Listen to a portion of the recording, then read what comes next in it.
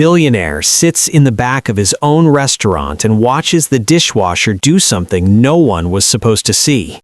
That is the sentence that started everything. And before this story is over, you are going to understand why a single dishwasher, a 22-year-old with no degree, no connections, and no way of knowing who was watching, ended up changing the direction of an entire company. But we have to start where James Calloway started, sitting alone in a corner booth he had paid for himself in a restaurant that had his name on the incorporation papers, watching a man named Mikel wash dishes at 11:30 on a Tuesday night, and doing something with them that James had never seen in 31 years of running restaurants. Something quiet, something that cost nothing, something that nobody asked for. Stay with me, because what happens in this story is the kind of thing that does not make the news. It does not go viral. Nobody films it. But the people who witness it, the ones who happen to be in the right place at the right moment, paying the right kind of attention, those people carry it with them for the rest of their lives. James Calloway was one of those people, and this is his story. And Mikel's. And in a way, if you have ever quietly done the right thing when no one was watching and wondered if it mattered, this might be your story too. James Calloway built Calloway Dining Group the way most things worth building get built.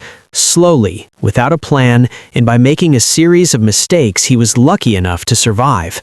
He had started at 26 with a single diner outside Columbus, Ohio, a leased space with a cracked tile floor, 4 tables, and a cook named Gerald who made the best eggs Benedict in the county, and the temperament of a man who had spent too many years being underpaid. James had been underpaid too, which is why he understood Gerald in a way most employers would not have. He had worked kitchens since he was 17, dish pit first, then prep, then line. He had peeled garlic until his fingers were raw, carried sheet pans that left burns on his forearms, learned to read a ticket and execute 6 plates simultaneously while someone was yelling at him from 2 feet away. He knew what the work felt like from inside the apron, not outside it. And that knowledge, that specific, unglamorous, hard-won knowledge, had shaped every decision he made as an owner. 31 years later, Calloway Dining Group operated 42 locations across 9 states. Not fine dining, never fine dining. James had no interest in fine dining. What he had built was something harder and rarer than that. A collection of neighborhood restaurants that people came back to, not because they had no choice, but because they genuinely wanted to be there. Places that felt like they belonged to the communities they sat inside. Places where the staff stayed longer than 2 years, where regulars knew the cooks by name. The philosophy was simple enough to fit on a note card, and in fact it did. James had a note card on his desk at corporate that his assistant Hannah had laminated for him as a joke, and which he had kept for 11 years without telling her it had stopped being a joke. It said, "Take care of the people doing the hardest work. Everything else follows." It was not original. He had heard it first from a man named Patrick Reeves, who had owned a diner in Dayton where James washed dishes at 19. He had said it once, offhandedly, while helping James fix a broken dishwasher rack at 10 o'clock on a Friday night. He had not made a speech about it, he had just said it and then handed James a wrench. James had not understood it fully until he was 34 and had run 3 restaurants into the ground by doing the opposite. By the time he sat down in the corner booth of his 42nd location on a Tuesday night in late October, James Calloway was 57 years old and had learned most of what there was to learn, or so he believed. The restaurant was called Fieldstone. It was a mid-sized casual dining spot in a mid-sized city in the Midwest, the kind of place that did 160 covers on a Good Friday and ran a solid, if unspectacular, profit margin. The kind of place that did not particularly distinguish itself on paper, but 3 members of staff had quit in the past 2 months, all giving the same vague, careful reason on their exit paperwork, seeking other opportunities, which, in James' experience, was what people said when the real reason was something they did not feel safe saying out loud. So he had come himself. He had not called ahead. He had not told the manager. He had taken a late flight, checked into a hotel under his middle name, Thomas, ordered a sandwich from room service, and arrived at Fieldstone at 10:15. After the dinner rush, after most of the front-of-house staff had gone home, when the restaurant was in that particular late-night state that James thought of as its truest self, the performance over, the audience gone, the building just being what it actually was. He had done this before, 12 times in 31 years. He always sat in a corner, he always ordered coffee he did not drink, and he always watched the kitchen. The kitchen at Fieldstone at 10:30 on a Tuesday night was staffed by 4 people. A line cook named Ronald, who had been with the restaurant for 6 years and moved with the unhurried efficiency of someone who had stopped needing to prove anything. A prep cook whose name James did not catch. Claire, the closing supervisor who was walking the floor and managing the tail end of a few late tables. And the dishwasher. The dishwasher's name was Mikel. James would not learn this until another hour. What James knew, sitting in his corner booth with a cup of cooling coffee and his reading glasses pushed up on his forehead, was that the young man at the dish station was somewhere in his early 20s, worked with the focused quiet of someone who found the rhythm of repetitive work genuinely satisfying rather than merely tolerable, and had been on his feet since at least mid-afternoon, based on the particular way he was standing. Weight slightly forward, right shoulder dropped, the posture of a body that had learned to conserve energy across a long shift. James watched him for 20 minutes without seeing anything unusual. Clean technique, organized station, nothing wasted. The kind of worker that made a dish pit run the way a dish pit was supposed to run, which was to say, invisibly, without drama, without anyone in the front of house having to think about it. And then, the last table of the night left. Claire said goodnight to them at the door. Ronald turned off 2 of the burners on the line and began the wipe down. The prep cook untied his apron, and Mikel, apparently believing that no one was watching the kitchen anymore, or not particularly concerned either way, did something James had never seen in 31 years of running restaurants. Something quiet, something that cost nothing, something that nobody asked for. Stay with me. Because what happens in this story is the kind of thing that does not make the news. He pulled out a small plastic container. Sealed. The kind you get when you pack a lunch and you mean to eat it and then the shift runs long and you don't. He set it on the corner of the clean rack he had just finished loading, and then he walked to the back of the kitchen, to the small folding table near the emergency exit where the closing staff sometimes sat on break, and he set the container down there. James watched him go back to his station, watched him continue breaking it down, waited. 7 minutes later, the back door opened. A man came in, older, 60s maybe, jacket too thin for the October air. He walked to the folding table the way a person walks to a place they have been to before and know they are welcome. He sat down. He opened the container. He ate. Mikel did not look at him, did not make a production of it. Did not say anything that James could see. He just kept breaking down his station, methodical and unhurried, while the man at the folding table ate whatever Mikel had brought from home and packed into a container that morning, knowing this was how the night was going to end. Ronald glanced over once, said nothing, kept wiping down the line. The man at the table finished eating. He put the lid back on the container. He stood up, folded his jacket more carefully over his arm, and left the way he came. Mikel picked up the container, rinsed it at the sink, dried it, and put it back in his bag. The whole thing had taken 11 minutes. Nobody had announced it. Nobody had been thanked out loud. Nobody in the front of house had seen it. If James had not been sitting in exactly the right corner at exactly the right time, nobody would have known it happened at all. James Calloway sat with his cold coffee and thought about Patrick Reeves fixing a dishwasher rack at 10 o'clock on a Friday night. He thought about a note card on his desk that had stopped being a joke. He thought about 3 exit interviews that all said the same careful, vague thing. He picked up his phone and sent Hannah a text. It said, "I need everything you can find on the dishwasher at Fieldstone. Closing shift tonight. Young man, early 20s. That is all I have. Start there." Then he put his phone down and kept watching. What happened next was not what James had come to see, but it was, as it turned out, the thing he most needed to. It was 11:15. Mikel was nearly done with his breakdown. Ronald had finished the line and was filling out the closing temp log. Claire was at the host stand going through the end-of-night checklist. And then the office door at the back of the restaurant opened, and Aubrey Nash came out. James knew Aubrey Nash the way he knew all his location managers, from quarterly reports, from the notes in the personnel file, from one brief introduction at a regional managers meeting 18 months ago. He was 44. He had managed Fieldstone for 2 years, transferred from a location in Indianapolis where his numbers had been good and his reviews had been, as HR described them, within acceptable range, which was the kind of phrase that meant something if you knew how to read it, and nothing if you didn't.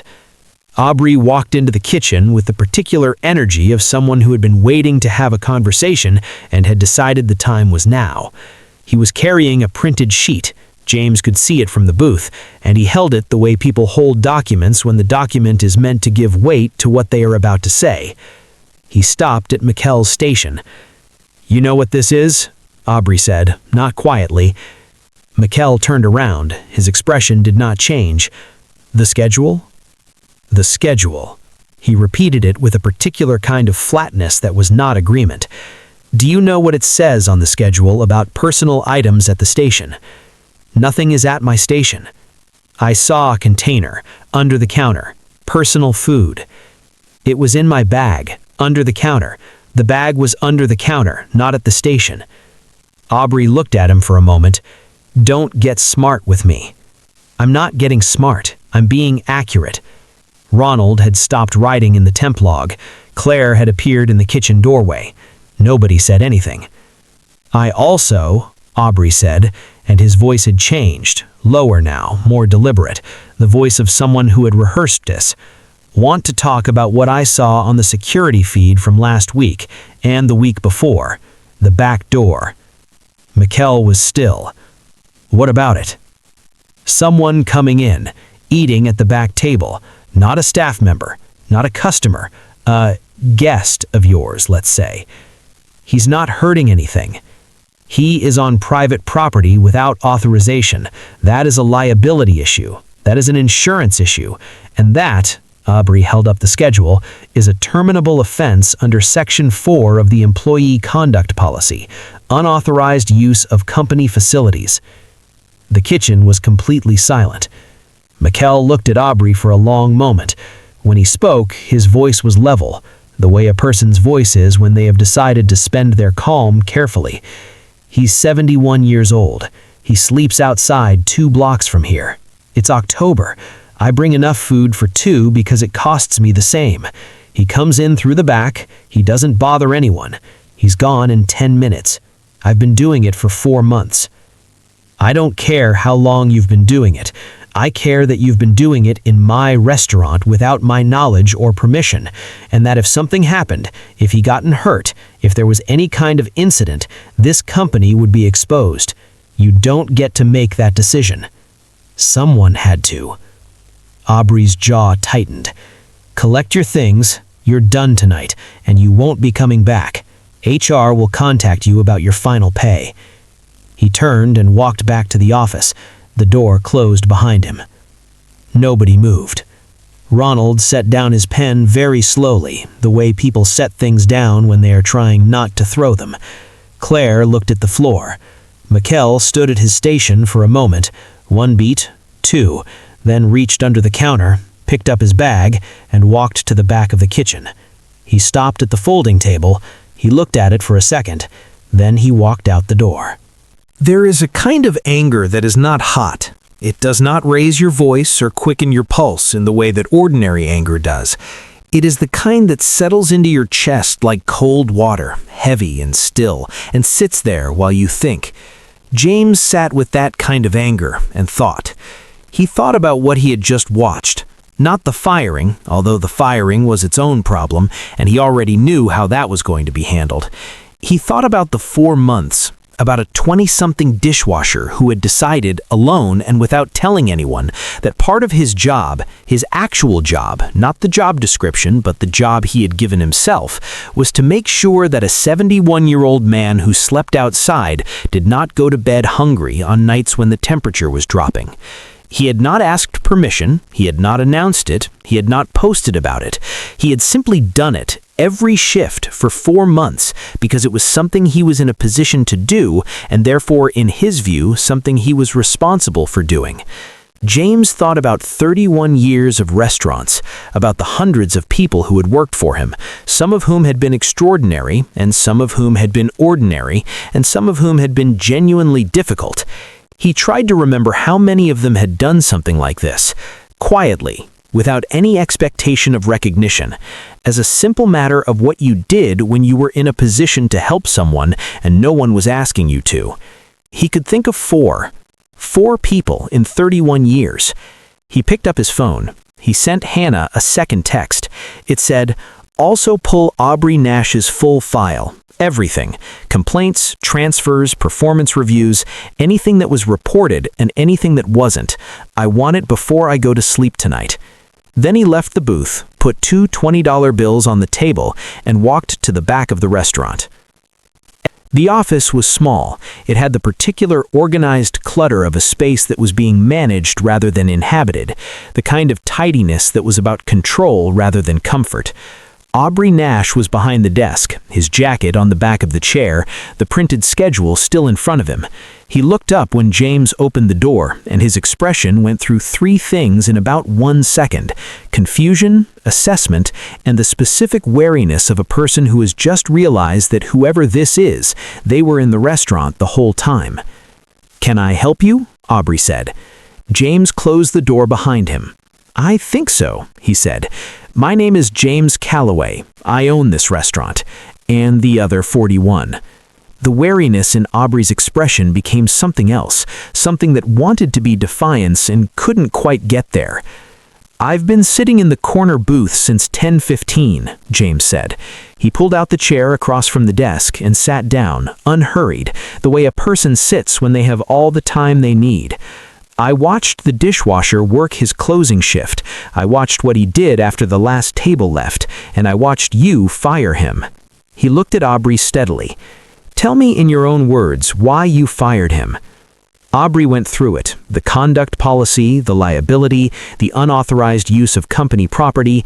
He made a reasonable case, the kind of case a person makes when they know the rules well enough to use them as weapons. James listened to the whole thing without interrupting.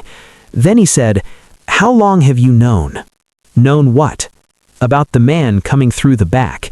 You said you saw it on the security feed from last week and the week before. How long have you actually known?" Aubrey's pause was small but present. "A few weeks." "A few weeks," James repeated. "And in those few weeks, while a dishwasher on your staff was using 11 minutes of his own time, his own food, and the back folding table to feed a 71-year-old man sleeping rough 2 blocks from here in October, in those few weeks you decided the right response was to wait for a moment to use it? I'm not finished." James's voice was quiet throughout all of this, which was somehow worse than if it had been loud. "What I watched tonight was not a liability issue.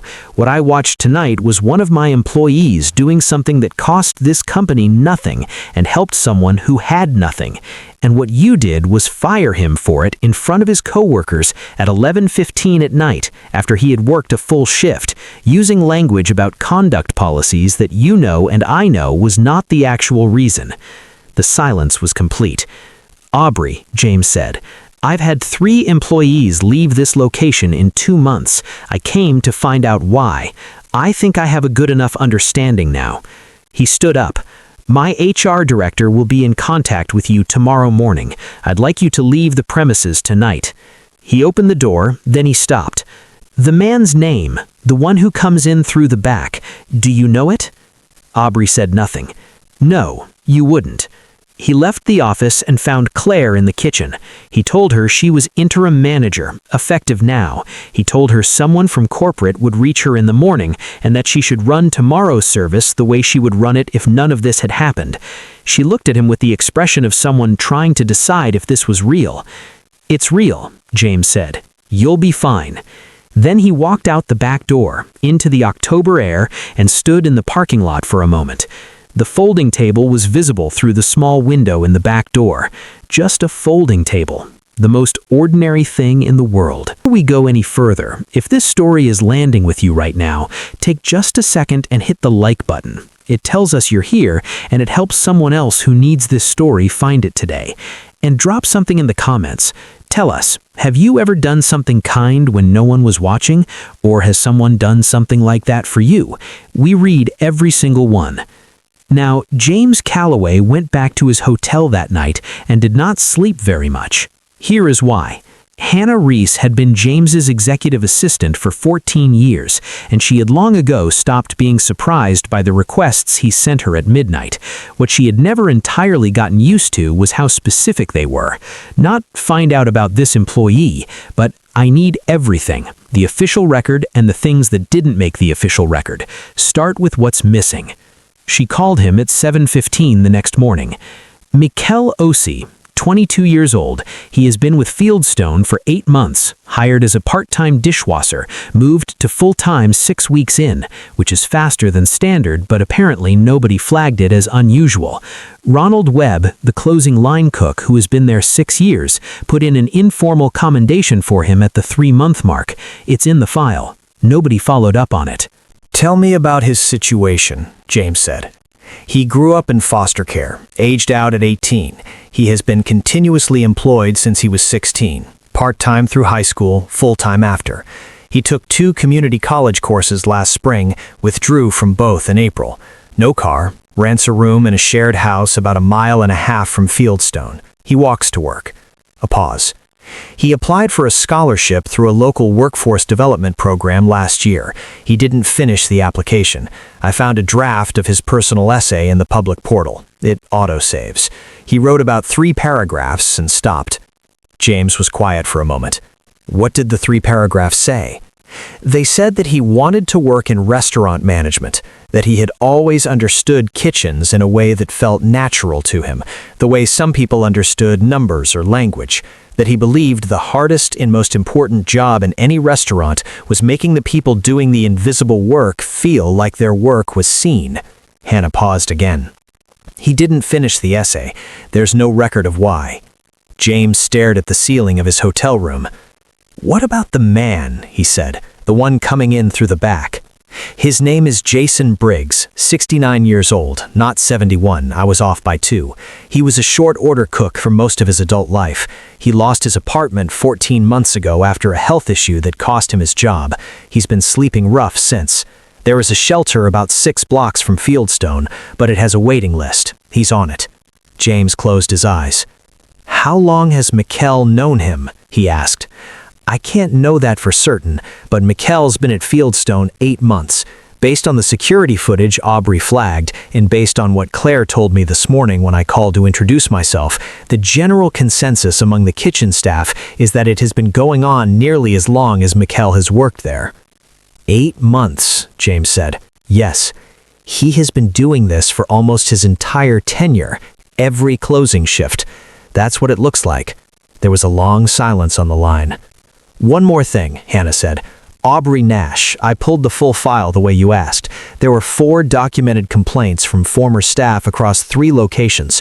2 were filed by women. All 4 were marked as resolved with no formal action. 3 of those employees left within 30 days of filing. The pattern across all 3 locations is the same: public correction of staff in front of customers or coworkers, scheduling used as a pressure tool, a tendency to build documented cases against employees he had decided to remove rather than addressing actual performance problems." A pause. "He was transferred twice rather than terminated. Someone in regional HR signed off on both transfers without escalating." "Send me the name," James said. "Already in your inbox." James got out of bed. He showered. He got dressed. He called the shelter 6 blocks from Fieldstone and spoke to the director for 22 minutes. He made a donation of a specific amount for a specific purpose, immediate placement, not the waiting list, and he did not ask for it to be acknowledged in any way. Then he called the number in Mikel's personnel file. The phone rang 4 times. Then a voice, careful and a little guarded. "Hello? Mikel, my name is James Calloway. I own Calloway Dining Group, which includes Fieldstone. I was at the restaurant last night and I saw what happened. I'd like to talk with you, if you're willing." A pause. About what, exactly? About a lot of things, but starting with the fact that what happened last night was wrong, and I'd like to understand your situation before I tell you what I'd like to do about it. The pause this time was longer. Why would you want to do that? Mikel said, not hostile, genuinely asking. Because someone did something similar for me a long time ago, when I was a 19-year-old dishwasher who didn't have a plan and didn't know what I was going to do next, and because I have spent 30 years trying to build something that would be worth the chance he took on me. And last night, I watched you do something that reminded me, very specifically, of why I started. He paused. Can I take you to lunch tomorrow? The place of your choosing, no obligations, just a conversation. Very long pause. Okay, Mikel said. Mikel chose a diner 3 blocks from where he lived, not a Callaway location. James noticed this and respected it. They ordered coffee. The booth was red vinyl. The windows were slightly fogged from the October air outside. It was the kind of diner James had spent most of his working life inside. I want to tell you something first, James said. I was at the restaurant before the incident with Aubrey. I watched you work for over an hour. I watched the way you ran your station, the way you communicated with Ronald, the way you moved. I looked at Mikel directly.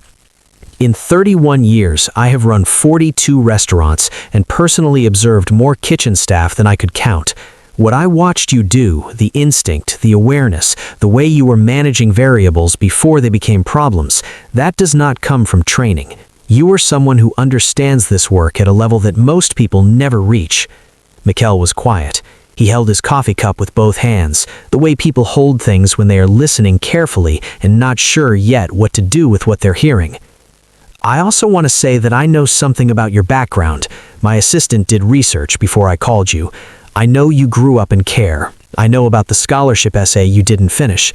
I know you have been continuously employed since you were 16. I'm telling you this not to make you uncomfortable, but because I wanted you to understand that I am here with a gesture. I am here because I looked at the actual shape of your life, and I want to make a real offer based on what I actually found. Mikel's expression had not changed exactly, but something in it had settled. The guarded quality had not gone away, but it had shifted, made room for something. Fieldstone needs a new manager, not an interim one, a real one. Claire is capable, but she has told me herself she does not want the full role. She wants to stay as closing supervisor, which she does very well. What that location needs is someone who understands the work from inside out, who takes the invisible labor seriously, and who, as you put it in 3 paragraphs of an essay you didn't finish, believes that the most important job in a restaurant is making the people doing the invisible work feel like their work was seen. He held Mikel's gaze. The salary is $52,000 to start, full benefits. I will personally oversee your training. You will have direct access to me for the first 6 months.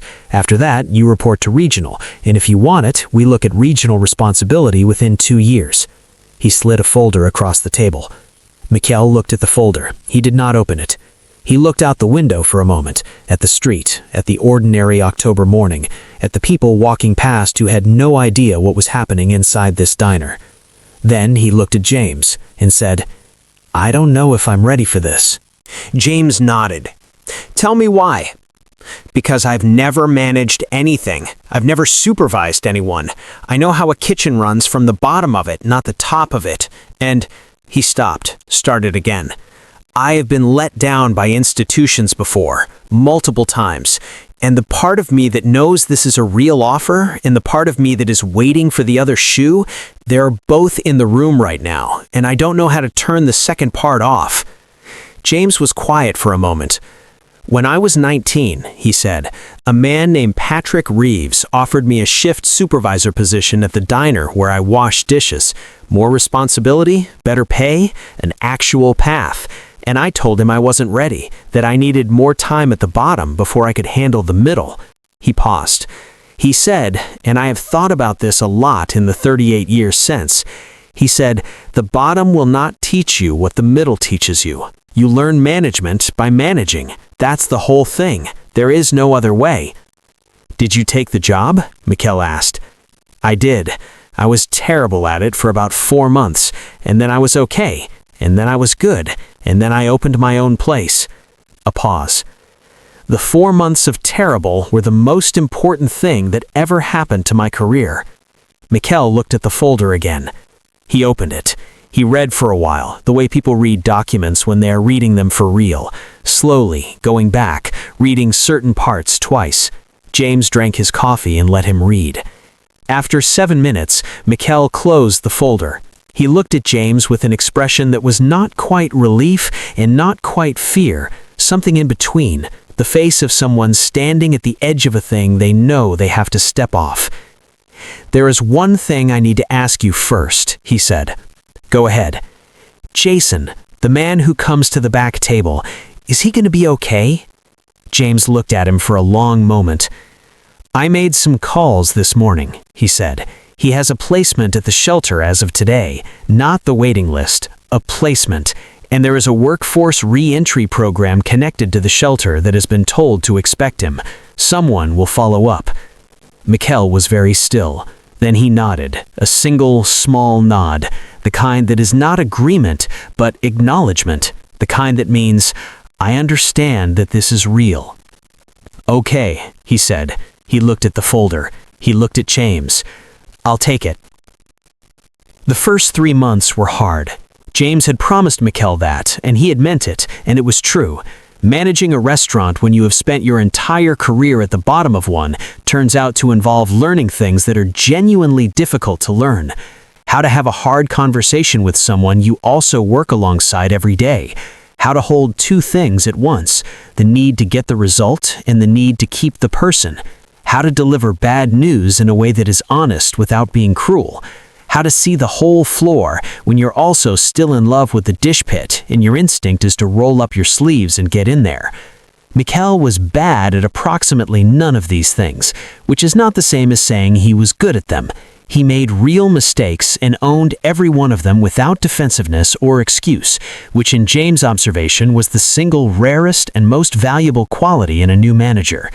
He also had a way of seeing things in the building, staffing friction, equipment that was about to fail, customers who were about to have a bad experience before they became problems, the specific early warning perception of someone who had spent years at the level where those problems actually originate. At the 4-month mark, Ronald Webb, who had been at Fieldstone for 6 years and seen 6 managers come and go, said something to James during an informal walkthrough that James wrote down afterward and kept. Ronald had said, "He sees us, the whole staff. He sees what we're doing and why it matters. That's the thing. Most of them don't see it. He does." The employee turnover that had been slowly hollowing out Fieldstone over the prior year stopped, not gradually, stopped. In Mikel's first 6 months, not one member of the kitchen or front of house staff left voluntarily. Several people who had been quietly applying elsewhere quietly stopped. 2 former employees reached out and asked if there were openings. There were.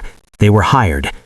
At the 7-month mark, James offered Mikel the scholarship again, a full tuition arrangement with the local business college, structured around his schedule, supported by the company. This time, Mikel did not stop at 3 paragraphs. At the 11-month mark, James came to Fieldstone for an unannounced visit and found something he had not found on his previous 12 undercover nights in 31 years of doing this. He found a restaurant that was not performing well. It was not performing in any way that something performs. It was simply being what it was, genuinely, without effort, without the nervous energy of a place that is trying to be seen. The kind of place that Ronald had been describing in his own words, a place where the people doing the work feel like the work is seen. James sat in his corner booth, the same one, and drank coffee that this time was actually good. Claire came over and refilled it without being asked, the way people do things in a restaurant that is running right. "How is he doing?" James asked Claire. Claire considered this. He came in last Tuesday, and the prep cooler was making a noise it hadn't made before. He stayed until 11:30 taking it apart because he didn't want the morning crew to come into a broken cooler. He didn't tell anyone. I only know because I forgot my jacket and came back. She paused. He was just in here by himself at 11:30 fixing a cooler because it needed to be fixed. She looked at James. So, he's doing fine. James, also on that visit, went around the block. He found the shelter. He went inside and asked for the director and introduced himself in person. He asked about Jason Briggs. The director said that Jason had been placed in transitional housing 3 months ago, that he was working part-time at a community kitchen 3 days a week, that he was doing, in the director's words, considerably better than when they had first connected. James thanked him and left. He did not tell Mikel that he had done this. Mikel found out 6 months later through a different channel, and when he did, he sent James a text that said only, "Thank you." That was all. James kept it. 18 months after James Calloway sat in a corner booth and watched a dishwasher feed a stranger for the 11th minute of a closing shift, James drove into the Fieldstone parking lot on a clear November morning and sat in his car for a moment before going in. The sign above the door had been repaired, a small thing, a thing that had been on the maintenance list for over a year, a thing that Mikel had submitted the work order for in his second week. The window boxes that Claire had planted in September were going to bronze and rust with late-season flowers. The parking lot had been repaved. Small things, the kind that did not appear in quarterly reports, the kind you noticed when you were paying attention. Inside, the restaurant ran the way a well-run restaurant runs, not with the performance of a place being watched, but with the quiet assurance of a place where people know their work and trust the person beside them. Ronald at the line, easy and unhurried. Claire moving through the floor with the confidence of someone who has been preparing for a version of this her entire working life. A new dishwasher at the station, young, focused, running the pit the way Mikel had taught her to run it. Mikel was in the office. He had been there since 6. James knocked and came in. Mikel stood and they shook hands. Then they sat across from each other the way they sat in the red vinyl booth 14 months ago. And James looked at the man across from him, 23 now, steady and clear-eyed, a business textbook open on the desk beside a staffing spreadsheet and a handwritten list of things to follow up on. "I have a question," Mikel said. "Go ahead." "Patrick Reeves, the man who gave you the shift supervisor job, what happened to him?" James considered this. It was not a question people usually asked. "He sold the diner when he was 62, retired to Florida. We exchanged letters a few times, old school, actual letters. He died in 2019. He never knew what the company became. The last time I wrote him, I had 4 locations. I think about that sometimes. He made a decision about a 19-year-old who was not particularly impressive on paper, and he never knew what that decision turned into. He never saw it." Mikel was quiet. "He didn't need to," James said. "He did it because it was the right thing to do at the moment when it was his to do. The rest of it, what happens after, that's not the point. The point is the decision. You know that. You already knew that before I told you. You've known it since you were packing lunch for 2. Something moved through Mikel's face, the specific, unguarded expression of someone being told in plain language that a thing they quietly believed about themselves is actually true. "I have something I want to show you," Mikel said. He turned his laptop around. On the screen was a document, 31 pages, formatted carefully, titled "What We Actually Believe, a Management Training Framework for Calloway Dining Group." James read the first page, then the second. Then he sat back and looked at the ceiling for a moment. "How long have you been working on this?" he said. "Since month 3, Mikel said. "I kept seeing the same things at this location that I suspected were happening at others. Managers who were trained on operations and not on people. Staff who didn't know what support existed for them because nobody told them at the beginning, only when they were already in crisis. The same patterns Aubrey used, showing up in smaller ways in people who weren't malicious, just never taught differently." He paused. "I thought if it could be built in from the start, not as a manual, but as an actual philosophy, one that every new manager learned before they learned anything else." "Bring it to the January leadership meeting," James said. "Present it yourself. I want the regional directors to hear it from you, not from me." Mikel looked at him. "You built it. You present it. That is how this works." A pause. Then, "Okay." James stood. They shook hands again. He was almost at the door when Mikel said, "James." He turned. "Thank you for sitting in that corner booth, for watching." James looked at him for a moment. Patrick Reeves," he said. "I'm just passing it forward. You do the same." He left. He walked through the restaurant, past Ronald at the line, past Claire on the floor, past the new dishwasher running the pit with the focused quiet of someone finding their rhythm. He pushed through the front door into the November morning and stood for a moment in the parking lot. The sign above the door was lit. The window boxes were going to rust and gold. Somewhere 2 blocks away, on a street he had driven past 100 times in his life without seeing, a shelter was running its breakfast service. A man named Jason Briggs was, in all probability, eating it. Somewhere inside the restaurant, a 23-year-old who had grown up with nothing and aged out of a system that did not particularly care what happened to him next, was sitting at a desk he had earned, working on a 31-page document about what it meant to actually see the people doing the invisible work. One decision, one ordinary Tuesday night, one closed back door, and a folding table and a plastic container with enough in it for 2. James Calloway got in his car. He thought about Patrick Reeves, who had never seen what his decision turned into, and who had not needed to. He thought about the note card on his desk. He thought about what it meant to pass something forward without needing to see where it went. Then he drove away, and the restaurant stayed open, and the work went on. Sometimes, the moment that changes everything doesn't arrive with a soundtrack or a spotlight. It arrives at 11:30 on a Tuesday at the back of a kitchen while everyone else has gone home. Mikel did not know anyone was watching. That was the whole point. He wasn't doing it to be seen. He was doing it because it was there to be done, and he was the one standing there, and in his view, that was reason enough. There are people like that in every building, on every shift, in every city. They don't announce themselves. They pack enough for 2. They fix the cooler at 11:30 because it needs fixing. They write the essay 3 paragraphs at a time, even when they stop, even when they don't finish it, even when nobody asks them to start again.